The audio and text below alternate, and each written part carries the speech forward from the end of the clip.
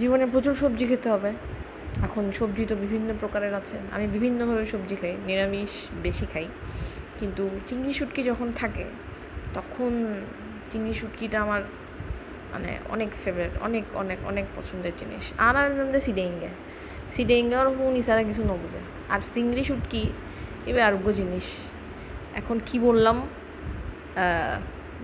এটা আপনারা বুঝেছেন কিনা আমি জানি না। তো এখন টমেটো দিলাম, এখানে কাঁচামরিচ দিলাম, এগুলো দিয়ে ভালো মতো ভাজতে হবে, কষাতে হবে। আদা বাটা, জিরা বাটা এগুলো দিয়েও ভালো মতো কষাতে হবে। পানি দেওয়া যাবে না, পানি দিলে ব্যাপারটা কেমন যেন পানি পানি হয়ে যায়। এরপর হলুদের গুঁড়া, মরিচের গুঁড়া, কাশ্মীরি মরিচের গুঁড়া দেবো একটু রঙের জন্য। সুন্দর ছাড়া এই পৃথিবীতে কিছু নাই, সুন্দর দেখতে হবে সব কিছু।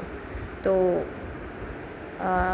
এগুলো দিলাম, তারপরে এই যে কষাতে হবে কষাতে হবে কষাতে হবে। তারপরে লবণ দিয়ে দিলাম, লবণ দেওয়ার পরে আসলো ঝিঙা।